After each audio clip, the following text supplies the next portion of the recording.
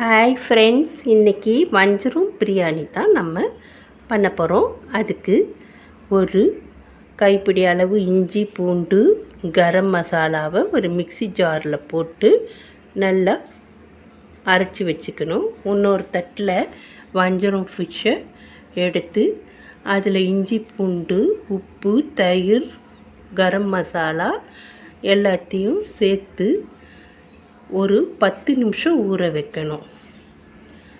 ஊற வச்ச உடனே அதை அப்படியே ஒரு பிளேட்டில் வச்சு தனியாக வச்சிடணும். அதுக்கப்புறம் 1 கப் பாஸ்மதி அரிசியை தண்ணியில் ஊற வைக்கணும்.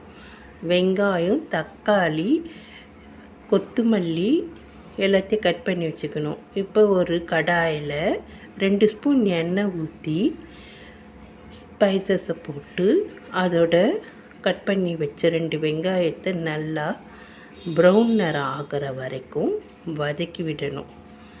வதக்கி விட்ட உடனே நம்ம கட் பண்ணி வச்சுருக்க தக்காளி கொத்தமல்லி புதினா பச்சை மிளகா எல்லாத்தையும் சேர்த்து நல்லா வேக விடணும். ஒரு 10 நிமிஷம் சிம்மில் வச்சு வேக விட்டுட்டு அதை நல்லா நம்ம ஃப்ரை பண்ணிக்கணும். ஃப்ரை பண்ணி ஒரு 5 நிமிஷம் சிம்மில் வச்சுட்டு நம்ம அரைச்சி வச்ச விழுதை அதோடு சேர்த்து மிக்ஸ் பண்ணி நல்லா எண்ணெய் பிரிஞ்சு வர விரலையும் அதை கொதிக்க விடணும். கொதித்த உடனே அதோட 1 கப் தயிர் சேர்த்து உப்பு மிளகாத்தூள் மஞ்சத்தூள் கரம் மசாலா எல்லாத்தையும் சேர்த்து 1 கப் பாஸ்மதி அரிசிக்கு 1.5 கப் தண்ணியை நம்ம அதுக்கு ஊற்றி கொதிக்க விடணும். இது கொதிச்சுக்கிட்டே சிம்மில் இருக்கும்போது இன்னொரு பக்கம் ஒரு கடாயை எடுத்து 5 ஸ்பூன் எண்ணெய் ஊற்றி நம்ம கலந்து வச்சுருந்த ஃபிஷ்ஷுங்களை எடுத்து அதில் நல்லா வேக விடணும். 2 பக்கமும் திருப்பி போட்டு மொறுன்னு ஆகிற வரலும் வேக விடணும்.